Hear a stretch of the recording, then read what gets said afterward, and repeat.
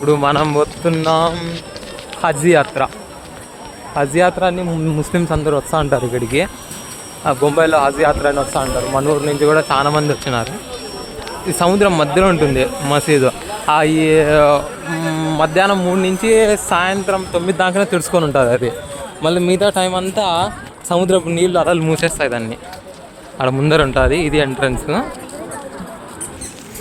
ఈ ఎంట్రన్స్లోంచి అట్లా కింద లోపలికి పోవాలి. జనాలంతా పోతాను. మన్నూరు నుంచి కూడా వస్తూ ఉంటారు హజ్ యాత్ర అని. సముద్ర పొలాలు కొడతానే. ఈ దావను మస్తు యూట్యూబ్లో కూడా చూసింటారు మీరు. ఈ సముద్ర పొలాలు మధ్యాహ్నం 3 నుంచి మూసేస్తాయి ఈ దావను.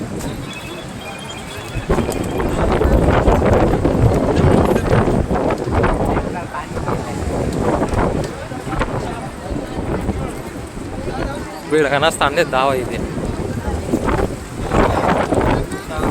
ఇదే జనరల్గా దావ ఇది. దీన్ని మధ్యాహ్నం 3 ఈ అలలు మూసేస్తాయి ఈ దావను. భారీగా వస్తాను అసలు.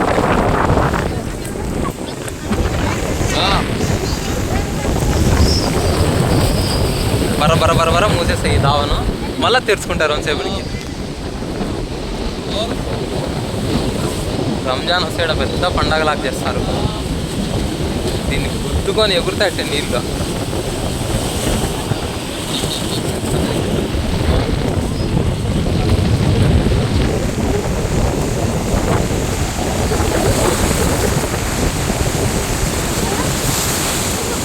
ఇప్పుడు వర్షాకాలం కాబట్టి మూసకపోతుంది దావా గవగవగానే. ఆడుంది మసీదు, హజ్ మసీదు. ఆడ కనిపించేది మసీదు.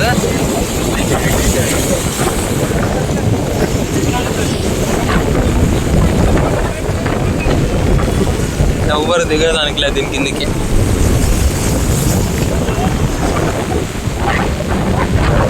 ముంబై సిటీ.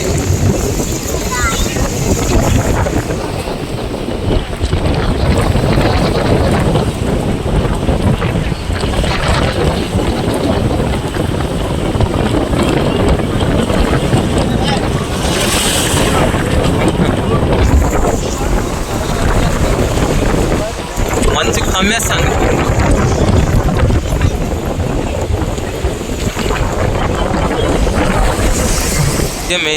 ఇదే మెయిన్ మసీదు ఎంట్రన్స్. ఇదే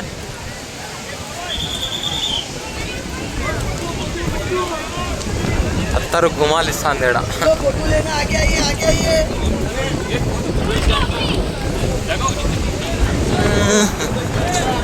చక్కగా దావా అక్కడి నుంచి రావాల. ఇడికి రావాలంటే ఇంకా కన్స్ట్రక్షన్ జరుగుతూనే ఉంది. పాత కాలంలో కట్టినది ఇదే, ఇప్పుడు కట్టినది కాదు. లోపల దర్గా ఉంటుంది.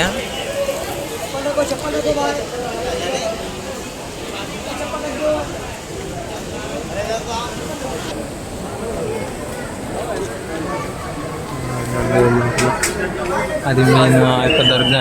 ఆయప్ప సమాధానం.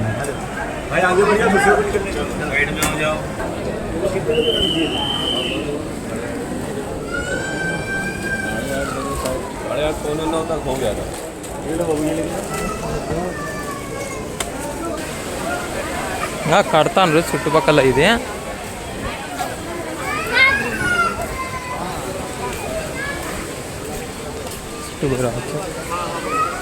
అలలు ఊపుతానే.